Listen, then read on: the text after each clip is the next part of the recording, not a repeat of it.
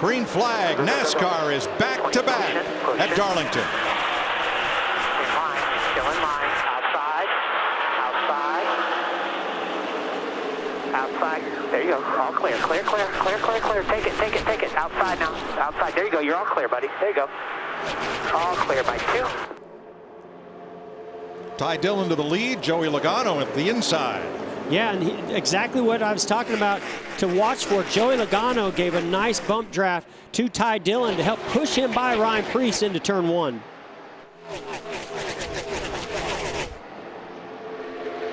That outside lane, Mike, prevails once you get into the corner if you're side by side.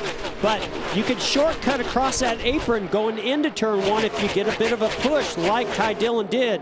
Now he's got control of this race. He's got the clean air. We've seen how important track position has been here at Darlington. On a green racetrack. First time Ty Dillon has led at Darlington. We're anxious to see what Martin Truex Jr. does here tonight as Kevin Harvick and Chase Elliott go by on the outside.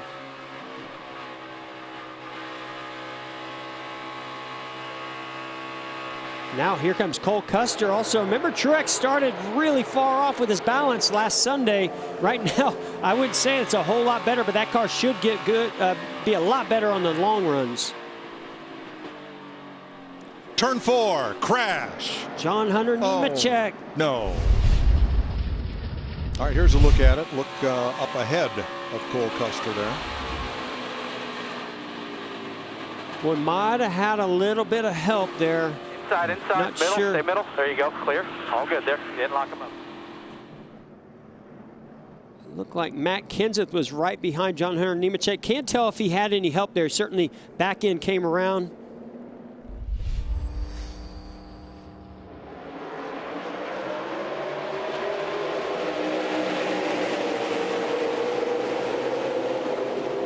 We're back under green.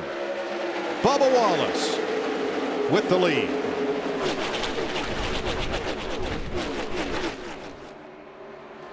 Pretty risky move there by that 43 team and Bubba Wallace, but he's got the clean air for now. How long can he hold on to it? Ooh, Blaney, aggressive move into turn 3. And Bowyer goes to the lead.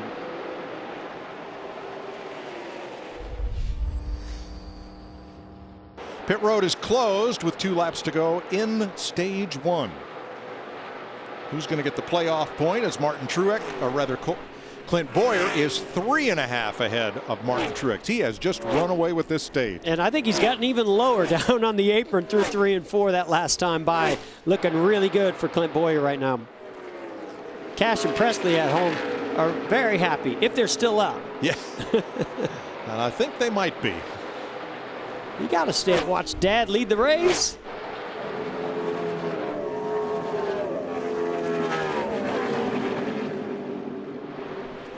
One more corner and then the green and white checkered flag to signify the end of stage 1, and Mr. Bowyer will get a playoff point. First ahead of Martin Truex, Ryan Blaney for 3rd, Bowman for 4th. Green flag. You got all the momentum here. Still inside. Now pushing hard. Still inside. Still outside. Still there. Outside. Still there. Outside. Still there. Outside. Still bumper, all clear, man. 2 wide behind you. 2 wide behind, all clear. Looking lower, quarter back. Even 4 quarter. As they pass the stripe, it's 12 to go to the end of stage 2. You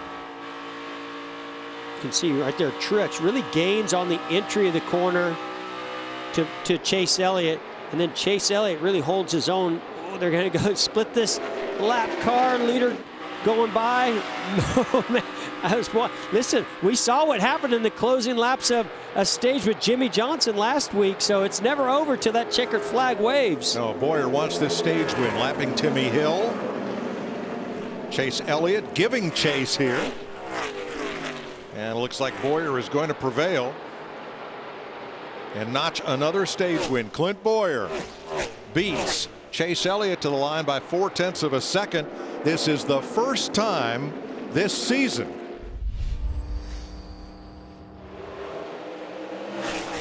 Close to you tight. Working close to you tight. That's Newman's spotter. Side, pulling ahead, clear. 3 wide, Harvick, or rather Harvick on the bottom. Clear, off of you, half. Buescher going backwards fast. That's a bold move by Harvick. But nice job by Ryan Newman getting that push from Clint Bowyer to take the lead, get that clean air. And Bowyer, he talked about getting by his teammate Kevin Harvick. He got by his teammate. Now he's got to get by Ryan Newman. And here comes Erik Jones 3 wide. Southern 500 winner from last year. He is going to spoil Bowyer's party right here.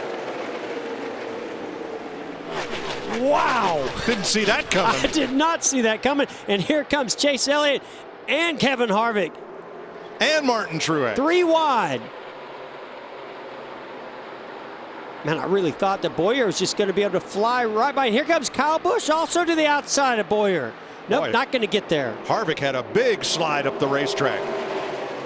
I thought Bowyer was going to go right by Newman. Chase to second place.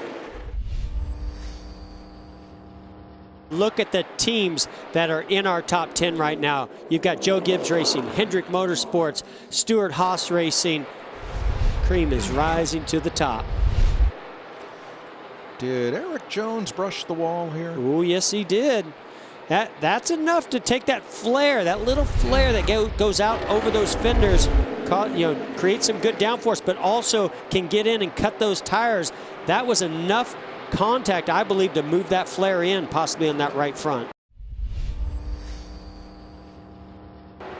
Now we saw Erik Jones brush the wall. Matt, how much damage did that do? Mike, enough to make the car go to the tight side. He's just trying to hold on to their next stop. His spotter, Rick Corelli, is trying to tell him different lines that Chase Elliott and Kevin Harvick are running to try to help pick up the speed, but it's not. You can see the 9 is closed right in. Oh, yeah, it's going away fast here, Matt.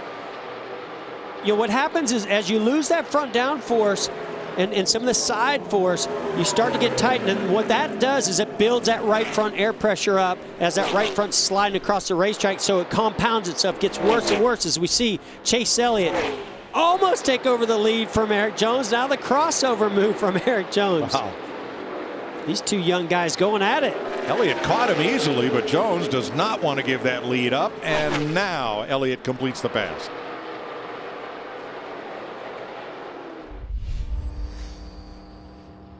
Matt Kenseth slow there. Yeah, I was going to say, I saw they went 3 wide by Matt like he's got a flat tire. He's going to spin here. Boy, this could be huge for Brad Keselowski. Caution for Kenseth.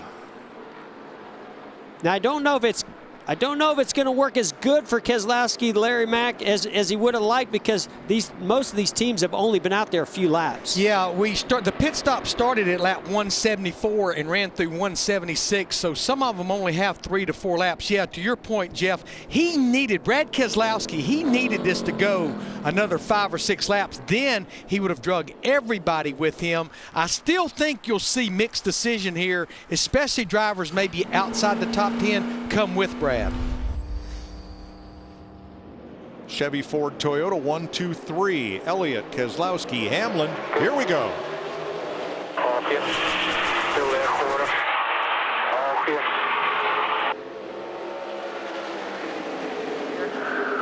Quarter. Still there, quarter tight, quarter tight, quarter tight. Still there, back even. Ooh, Blaney got up into Brennan Poole there. Yeah, and Poole may have made some contact with Kyle Busch. I don't know if Kyle made any contact with outside wall, but definitely lost some positions.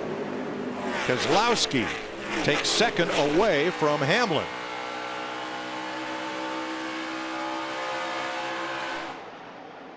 Hamlin coming right back at him. Hamlin trying to squeeze Keselowski, but Keselowski's got the preferred line on the outside. That's Ricky Stenhouse Jr. behind a lap car. And Blaney also 1 lap down. So those guys trying to get up there and be the free pass car or get by the leader to get that lap back. Oh, Clint Bowyer going around. flat right rear tire. And that'll put the caution out once again. And you can see he's made contact with the outside wall, flatten that right side. Let's go back and watch this replay. Entering turn 3, already that tire is going down. It reminds me a lot of William Byron's issue that he had on Sunday. Same section of the track, he goes in, the back end steps out, makes contact with the wall.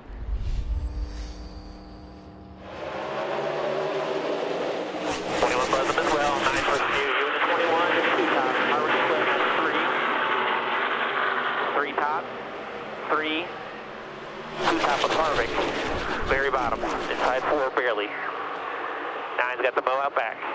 Clear. Well, you've seen some history there because you don't often see 3 wide at Darlington, and they're all over the place now. And here goes Kyle Busch trying to take the lead from Denny Hamlin. Here comes Chase Elliott to the outside.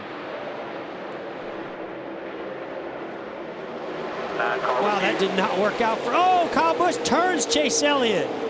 Hard into the wall. And almost back up into traffic. Oh, Clint Boyer getting pushed. Almost collects him. Man, I'm not sure what that was all about from Kyle Busch. I don't know if he misjudged trying to side draft Chase Elliott, but definitely turned him.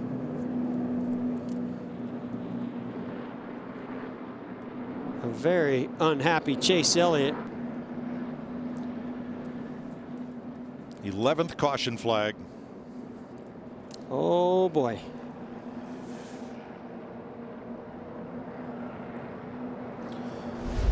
Let's have a look at it. Here's why he's upset.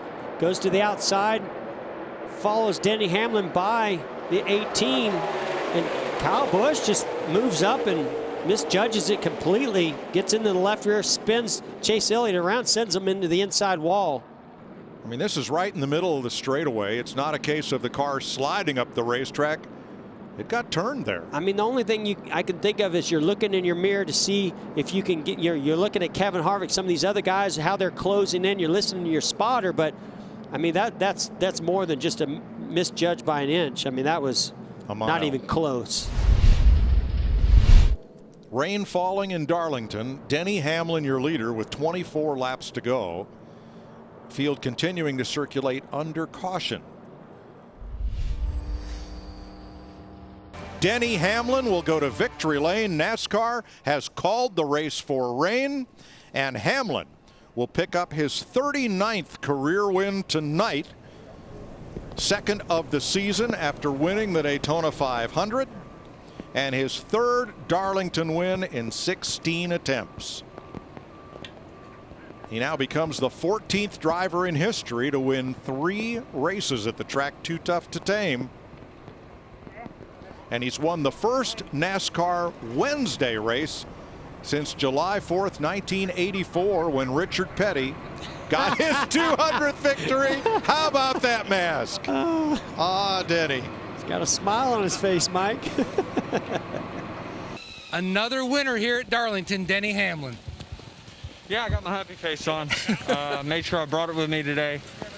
Just can't thank FedEx and Toyota, Coca-Cola, Jordan Brand, the whole JGR engine fab shop. The pit crew did a great job today. Everybody, really. I was pretty happy with how it all turned out. You've told me so many times that Daytona is special, but Darlington is a driver's racetrack. And this one, to have your face on that trophy again, that means a lot. What's it mean to you and why? Well, I mean, why wouldn't you want this mug on the trophy again? So, I don't know. It's just, it is. It's a driver's racetrack. You can move around. You can do different things to make your car handle, and we got it right today. All right, congratulations. Walk us through what you believe took place from your side of the fence. Oh, there's no question. I know I made a mistake and just misjudged the gap. You know, when we were racing there with the 11 and the 9 had a run on him, I knew he was there. And I knew I needed to get in line as quick as I could, and in doing so, you know, I watched him and his momentum that was going by me, and then I tried to look up in the mirror and see where Harvick was to get in, and I just misjudged it. You know, I made a mistake and clipped the 9 there and spun him into the wall. So I hate it for him and his guys. I mean, I got too many friends over there on that team to do anything like that on purpose. I've raced Chase since he was a kid and never had any issues with him whatsoever. So it was just a bad mistake on my part, and we'll just have to deal with it later on. After the debate, you've made your case. Do you feel like that, obviously there's hurt feelings, but do you believe that Gustafson and their side believe exactly what happened? Go ask them. Well, you had the conversation with them. How did he leave it? They're upset. They're mad. I'm not just going to fix it and we're going to have go ice cream tomorrow, Yep. you know? So obviously they're going to have to dwell on it and the repercussions of it, I'm sure I'm going to have later on down the road.